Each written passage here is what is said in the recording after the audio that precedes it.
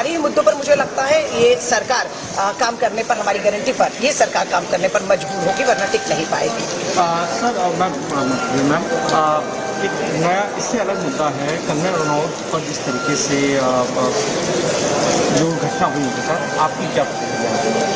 देखिए, मैं इसमें क्या कहूँ, आपने एक बेटी की मां को लगातार अपमानित किया। पर भी आपके शासन में 1 साल में भी आप लोगों ने मांग पूरी नहीं की, इसलिए मैंडेट दिया है। वो उनके पूरा आंकड़े पता नहीं होगा। तेलंगाना में उन लोगों को 4 थे, इस बार 8 मिले। पिछले बार हमको 3 था, इस बार 8 मिले। और असेंबलियों में भी हम लोगों को पिछले बार सरकार बनाया जब 64 असेंबलीज में हमको मेजॉरिटी आए थे। इस बार 64 + 1 असेंबली बाई इलेक्शन आए तो वो भी हम जीत लिया, अभी 65 हो गए। और पिछले बार असेंबली इलेक्शन में हमको 39.5 वोटिंग शेयर मिला था। इस बार 41% वोटिंग शेयर मिले थे हमारे सरकार को। तो इसीलिए मोदी जी आपके जो प्रदेश से गलत आंकड़े आपको दिखा रहे, आपके नेता लोग, गलत फहमी में मत पड़ो। और दूसरी बात रहा, महाराष्ट्र में आपके सरकार है, पर महाराष्ट्र में आपके हाल क्या हो गए? उत्तर प्रदेश में जहां पर मोदी जी प्रधानमंत्री बने, वाराणसी में कितना वोटिंग परसेंटेज मिले, कितना मेजॉरिटी मिले और कितना सीट मिले? इसका मतलब महाराष्ट्र और उत्तर प्रदेश में मोदी जी सरकार के खिलाफ लोग कांग्रेस पार्टी को जिताए। तो जिम्मेदारी लेकर उत्तर प्रदेश में मोदी जी इस्तीफा देना चाहिए था। और इस बार मोदी गारंटी कह कर गए, मोदी गारंटी की वारंटी खत्म हो चुकी है, तो मोदी जी इस्तीफा दिए तो शोभा है। सर 5 साल चलेगी गठबंधन की सरकार। ये प्रेडिक्शन मैं नहीं कर सकता हूं, क्योंकि मैं ज्योतिष तो मैं जानता हूं नहीं। अभी खुद के पार्टी में क्या सवाल उठने वाले हैं, किसानों का सवाल क्या आने वाले हैं, विपक्ष के सवाल क्या आएंगे, उनके स्वपक्ष में जितने भी साथी लोग हैं एनडीए में, ये सब क्या होने वाले हैं अभी नहीं, अभी कुछ टाइम के बाद पता लगेगा। Chandrababu Naidu sir, do you think? क्यों भाई, अभी तो ऐसा कुछ नहीं है जो इंडिया अलायंस बैठकर तय करेगा। तो इसीलिए इंडिया अलायंस में सब नेता लोग क्या सुझाव देंगे, वो सुझाव लेकर कांग्रेस पार्टी आगे जाएंगे। कांग्रेस पार्टी अकेला कुछ डिसीजन नहीं लेते। इंडिया अलायंस सब नेता लोगों को बिठा के सबके साथ हम चर्चा कर लेके हम आगे कदम उठाएंगे। लेकिन अलायंस के कुछ दलों का ये कहना है कि नायडू और नीतीश के लिए दरवाजे हमेशा खुले हैं, इस पर आपका क्या कहना है? अभी जो नेता कहा उन्हीं से वो सवाल पूछे तो ठीक रहेगा, क्योंकि ये सवाल अभी ये सवाल का जब मौका ही नहीं है, क्योंकि वो लोग सब एक साथ में बैठकर प्रेसिडेंट ऑफ इंडिया को लेटर भी दे चुके हैं, सरकार बनाने के लिए वो तैयारी हो जा रहे। तो ये विपक्ष जो नेता लोग जो कह रहे हैं वही नेता लोग कहना कि क्या हो रहा है। రామోజీరావు గారు దేశ రాజకీయాలలో, పత్రికా రంగంలో, ప్రసార రంగంలో ఆద్యుడు, ఈ దేశానికి ఆదర్శంగా నిలబడి ప్రతిపక్ష పాత్ర పత్రికలు ప్రసార సాధనాలు పోషిస్తాయని నిరూపించిన వాడు, వ్యాపారంలో కానీ ప్రజాసేవలో కానీ ప్రజా సమస్యల్ని లేవనెత్తి పాలకుల నుంచి ప్రజలకు మేలు జరిగే విధంగా పోరాటం చేసిన వ్యక్తి రామోజీరావు గారు. వ్యక్తిగతంగా రామోజీరావు గారు వారి కుటుంబంతో నాకు చాలా సన్నిహిత సంబంధాలు ఉన్నాయి. వారి మరణం చాలా బాధాకరం. వారి కుటుంబానికి ప్రగాఢమైన సానుభూతిని తెలియజేస్తూ తెలంగాణ రాష్ట్ర ప్రభుత్వం రామోజీరావు గారి అంత్యక్రియలను అధికారిక లాంఛనాలతో నిర్వహించమని చెప్పి ఆదేశాలు ఇవ్వడం జరిగింది. రామోజీరావు గారు చనిపోవడం అనేది ఒక తీరని లోటు. తెలుగు రాష్ట్రాలకే కాదు ఈ దేశంలో పత్రికా రంగానికి ఎనలేని సేవలు అందించిన రామోజీరావు గారి మరణం అనేది ఒక దురదృష్టకరమైన సందర్భము. వారి కుటుంబానికి అండగా నిలబడి వారి కుటుంబానికి సానుభూతి తెలియజేసి అధికారిక లాంఛనాలతో రామోజీరావు గారి యొక్క అంత్యక్రియలను పూర్తి చేయడానికి కాంగ్రెస్ పార్టీ అన్ని ఏర్పాట్లను చేయడం జరిగింది. Today CWC is meeting to first of all thank the Indian voters for saving the democracy, saving the constitution with their vote. Today the CWC members will be discussing how the Congress party across the country will be able to amplify the social justice message which Rahul Gandhi ji has been talking about, and what should be our strategy, how we will deepen our outreach among the SC, ST, OBC minority communities. I'm sure that today's CWC meeting will give very good direction to the party cadres and leaders. Thank you. Do you think, sir, Rahul Gandhi deserve LOP seat, because most of their Congress party leaders are raising this issue? Do you think he will accept it if his name will be considered?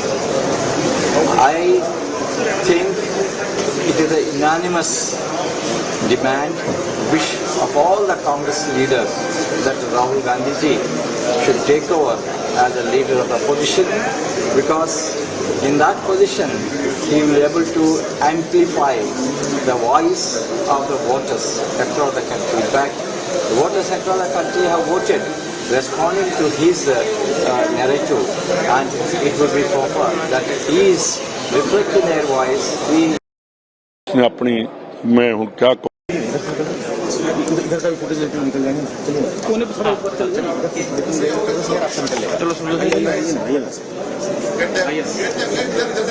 चुनाव रहा रहेंगे तो फटेगा खेला, इनकी स्थिति यही है। Sir, इसके अलावा राहुल गांधी को विपक्ष का नेता, राहुल गांधी को नेता विपक्ष बनाने की मांग कोई कांग्रेस सांसद उठा रहे हैं कि वो नेता विपक्ष की जिम्मेदारी ले।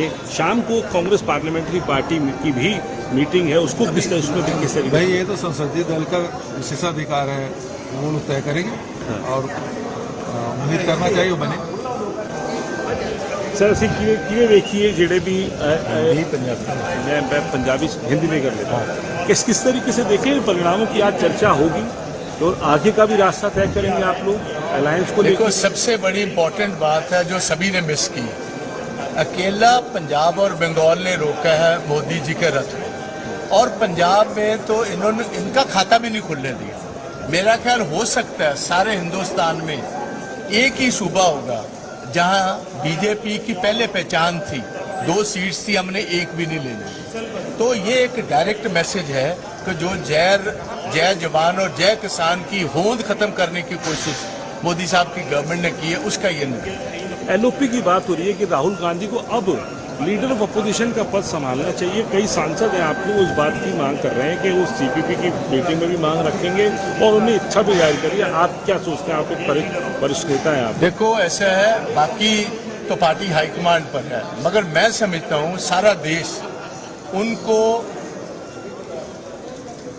सारे देश की मांग ये है कि उनको as a main leader of the opposition उभरना चाहिए। सारे देश में अगर पहचान है ऑपोजिशन में तो नंबर 1 राहुल जी की है। मेरा ख्याल है इस दफ़ा ये पोजीशन बहुत एप्ट पोजीशन है जहां ये बहुत नुमाया रोल अदा करेंगे और उसके साथ पार्टी को भी बहुत ज़्यादा इसके साथ इनको बल मिलेगा और ताकत। एनडीए 3 तीसरी बार मोदी जी शपथ लेंगे, किस तरीके से देखते हैं आप इसको? देखो, आगे से मोदी साहब को कल मैंने देखा है, पहली दफा हुआ कि नाम उन्होंने अपना नाम लिया, ना बीजेपी का नाम लिया, एनडीए का लिया। तो he is trying to adjust himself. Body language भी वो मजबूती नहीं थी, और मैं समझता हूँ अगले साल वाली ये 3 जो इलेक्शन असेंबलीज की आ रही है वो सबसे महत्वपूर्ण होगी, जिसमें हरियाणा है, झारखंड है और महाराष्ट्र है। अगर उसमें से 2 स्टेट्स भी ये हार जाते हैं तो मैं समझता हूँ ये अलायंस गवर्नमेंट ज्यादा लंबा नहीं चलेगी। आखिरी सवाल सर, आम आदमी पार्टी को लेकर, आम आदमी पार्टी ने दिल्ली और हरियाणा के लिए भी ऐलान कर दिया कि हमारा तो अलायंस अब आगे नहीं रहेगा। देखो, अगर मेरी मानते तो दिल्ली में भी हम कम से कम 3 से 4 सीट थी। आप देखिए जो पेरिफेरी में है दिल्ली के स्टेट्स, एक तरफ यूपी है, 3 तरफ से हरियाणा ने घेर रखा है, एक तरफ राजस्थान है। राजस्थान में 25 में से 11 या 12 सीट हम जीते हैं और हरियाणा में 5 आई हैं, यूपी में हम 43 जीते हैं। अगर इनके साथ हमारा अलायंस ना होता, जैसे जो फॉर्मूला हमने पंजाब में रखा है, तो definitely Congress would have one minimum 3 to 4 seats in Delhi. Modi ji तीसरी बार अब शपथ लेने जा रहे हैं। आप लोग कह रहे हैं कि ये एनडीए की फुल फॉर्म बदल दी, Nitish dependent alliance, Naidu dependent alliance और मोदी जी कह रहे हैं कि न्यू डेवलपमेंट अलायंस है। देखिए, मोदी जी प्रधानमंत्री बनने जा रहे हैं तीसरी बार, उनको बहुत बधाई। लेकिन हमारे लिए अभी सबसे बड़ी चिंता की बात यह है कि देश भर में जो नीट में धांधली हुई है और स्टूडेंट के भविष्य के साथ जो खिलवाड़ किया गया है, और लगातार चाहे पहला कार्यकाल हो, दूसरा कार्यकाल हो, तीसरा कार्यकाल हो, इस देश में नौजवानों का भविष्य खतरे में है, अंधकार में है। तो मुझे उम्मीद है कि प्रधानमंत्री जी इन चीज़ों पर जल्द से जल्द जो है त्वरित कार्रवाई करेंगे। 20 लाख से ज़्यादा पोस्ट खाली है, उनको भरने का काम करेंगे। और बार बार जो पेपर लीक हो रहा है, प्रश्न पत्र लीक हो रहा है, उस पर कोई ठोस कानून बनाया जाएगा और बड़े पैमाने पर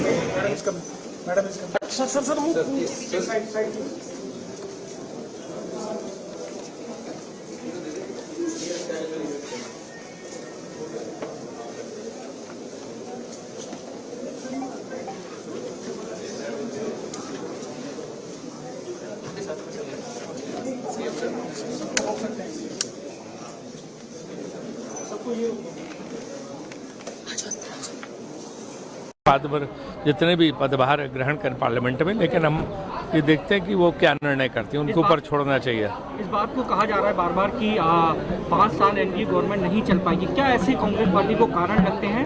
देखिए, ये सरकार तो कमजोर सरकार है, ये गठबंधन की अब सरकार है, अब स्पष्ट बहुमत की सरकार नहीं है, तो इसमें आप जानते हो क्या मजबूरियां होती हैं। सर, आप हिमाचल से आते हैं, हिमाचल की एक महिला, लोगों का क्या स्टैंड रहेगा अगर एनडीए